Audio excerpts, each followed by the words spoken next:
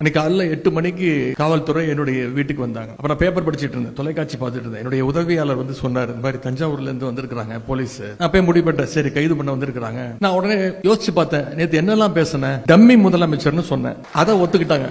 அதுக்கு எந்த ரியாக்ஷனும் இல்ல. கேடு கெட்ட அரசு அமைஞ்சிருக்கு, ஒரு வெக்கங்கெட்ட அரசு அமைஞ்சிருக்கு, இதெல்லாம் சொன்னேன். இதற்கெல்லாம் எந்த ரியாக்ஷனும் இல்ல. இதுக்குதான் கைது பண்ண வந்திருக்காங்கன்னு நான் நினைச்சிட்டு இருக்கேன். என்ன சொன்னேன், இது என்ன அப்படி பேசிட்டேன், டம்மி முதலமைச்சர், வெக்கங்கெட்ட அரசு, கேடு கெட்ட அரசு, எதற்கும் துப்பு இல்ல, தைரியம் இல்ல, விவசாயிகளை அப்படி நடு ரோட்ல விட்டுட்டீங்க. வேற எதுவுமே நான் சொல்லல. காவேரியில தண்ணி வரணும்னு சொன்னேன்.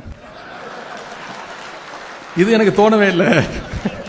அவ கூட கைதாகி வண்டியில ஏறும்போது பத்திரிகையாளர்லாம் கேட்டாங்க, இந்த கைதை நீங்க எப்படி பாக்குறீங்க? அவங்க நினைச்சுக்கிட்டாங்க இது பழி வாங்கும் போக்கு, நான் சும்மா ஓட மாட்டேன் அப்படி. நான் சொன்னேன், சிரிச்சுக்கிட்டே சொன்னேன், இது மிகப்பெரிய ஒரு காமெடி, மிகப்பெரிய நகைச்சுவையை இந்த அரசு நடத்தியிருக்கு. இல்ல சட்டமன்றம் கூட போகுது, 5ஆம் தேதியில இருந்து சட்டமன்றம், உங்களை பேசுறதுக்கு நீங்க வர்றதுக்கு தடுக்கிறதுக்கு முயற்சி பண்றாங்களா? நான் சொன்னேன், அந்த அளவுக்கு இவங்களுக்கு எல்லாம் மூளை கிடையாது. அப்படியே நாங்க கேள்வி கேட்டாலும் அங்க அப்படியே பதில் சொல்லி கிழிச்சிட்டாங்க. யாரு அமைச்சர்னு யாருக்குமே தெரியாதுங்க, யாரு சட்டமன்ற உறுப்பினர் இப்ப வரைக்கும் யாருக்குமே தெரியாது. ஏன்னா வேற ஒரு துறைக்கு நம்ம பதில் கேட்டோம்னா வேற ஒரு துறை அமைச்சர் பதில் சொல்றாரு. ஒரு படத்துல வரும்ல, நாம ஒரு கேள்வி கேட்டா நம்மளே ஆச்சரியப்படுற அளவுக்கு ஒரு பதில் சொல்லுவான் பாருங்க அப்படிங்கிற மாதிரி.